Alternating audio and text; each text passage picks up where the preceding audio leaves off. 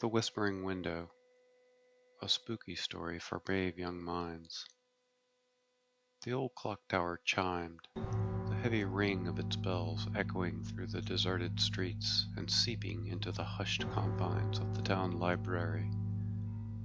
Ellie, clutching her well-worn copy of Jellyfish, Wonders of the Deep, shivered, pulling her bright pink hoodie tighter.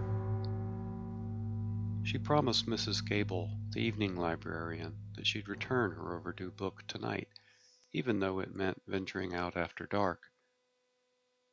The library, usually a comforting haven of quiet, felt different at night, more vast, more shadowed, more alive.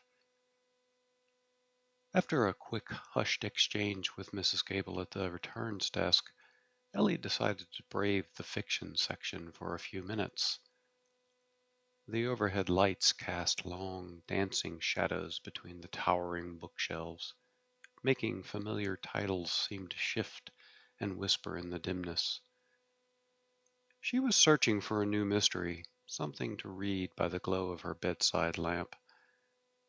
As she rounded a particularly tall shelf, a cold draft, far colder than the usual evening chill, swept over her. She found herself standing before a large, arched window, its ancient glass distorting the inky blackness outside into a swirling vortex of deep blues and purples. It was the infamous Whispering Window, and at night the rumors about it felt chillingly real. Suddenly a voice as soft as a breath on a winter night and as cold as shadowed ice brushed against her ear. "Psst, little bookworm." Ellie froze, her heart leaping into her throat. She spun around, but the only movement was the subtle sway of her own shadows. "Don't bother looking," the whisper continued, echoing faintly from the window pane, seeming to weave through the very dust motes suspended in the dim light. "You can't see me, not yet anyway, but I can see you." Ellie's breath hitched, a tiny cloud forming in the cold air before her. Who are you?" she whispered back, her voice barely audible.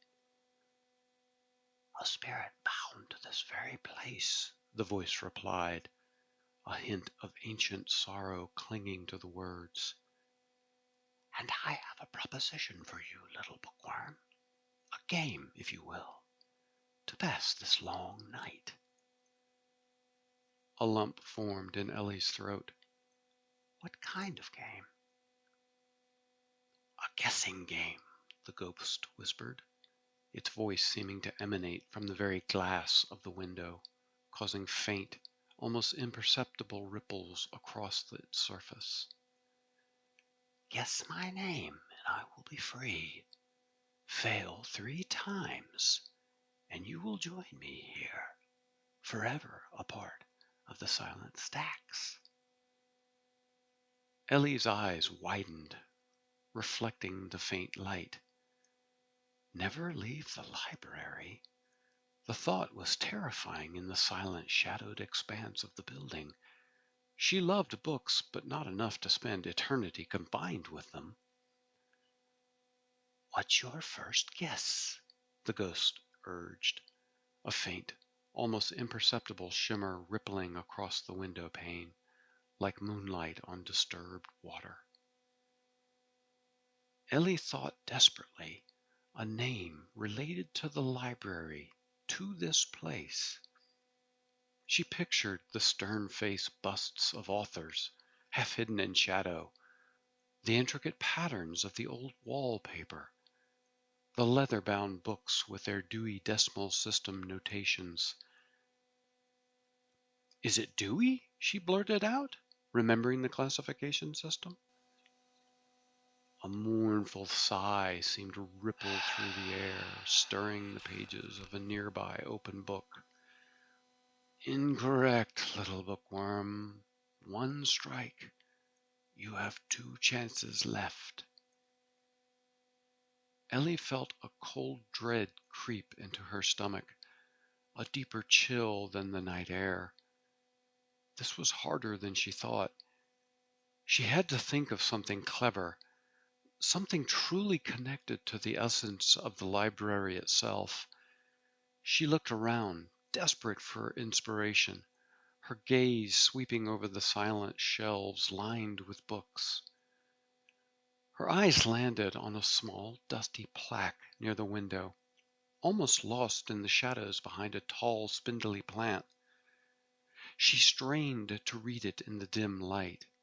It said, "In memory of Miss Alastair Finch, devoted librarian, 1883 to 1952.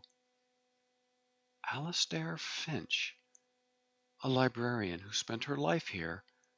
Could it be? She took a deep, shaky breath. "Is your name Alastair?" she ventured, her voice barely a whisper in the vast stillness. A profound silence filled the air, heavier than any Ellie had ever experienced. Then a long, drawn-out groan seemed to vibrate from the window, causing the eerie light outside to twist and swirl ominously. "Incorrect," the voice groaned, sounding weaker, more pained now, as if the very act of speaking drained its energy. "One more guess, little bookworm, your last chance." Ellie's heart pounded like a drum against her ribs. She had been so sure. Alastair Finch, a devoted librarian. What else could it be? She felt a terrible pressure, a sense of unseen eyes watching her from the glass, from the deepest shadows between the books. She was running out of time and out of options. She looked desperately at the window, trying to find some clue in the swirling, dark glass. Then she noticed something, etched faintly into the bottom corner of the pane, almost invisible in the gloom unless you knew to look for it, were two tiny intertwined initials, E.R. E.R. What did that mean? She racked her brain, searching for any famous librarian, any historical figure connected to books or libraries with those initials. Nothing came to mind. She felt tears prickling in her eyes, blurring the already dim library. Was this it? Was she doomed to spend eternity dusting old books under the ghostly gaze of the whispering window? Suddenly, a memory flashed through her mind, piercing the fog of fear. A story her grandmother used to tell about the library's first librarian, a woman who had loved books more than anything, a woman who had worked late into the night, caring for her beloved collection. Her grandmother had mentioned her name once, a long time ago. What was it? Ellie closed her eyes, trying to conjure the image of her grandmother's kind face, her voice telling the story in the warm glow of a lamp. "She built this library piece by piece, book by book," her grandmother had said. "Her passion was boundless. Her name was—" Ellie's eyes snapped open, a desperate hope blooming in her chest. "Eleanor!" she exclaimed, her voice ringing out in the silent library. "Eleanor Roth!" A gasp, like the sudden rush of cold wind through dry leaves, filled the library, causing forgotten papers to rustle. The temperature in the room plummeted, and the old oak tree outside the window seemed to sway violently against the night sky, even though there was no breeze.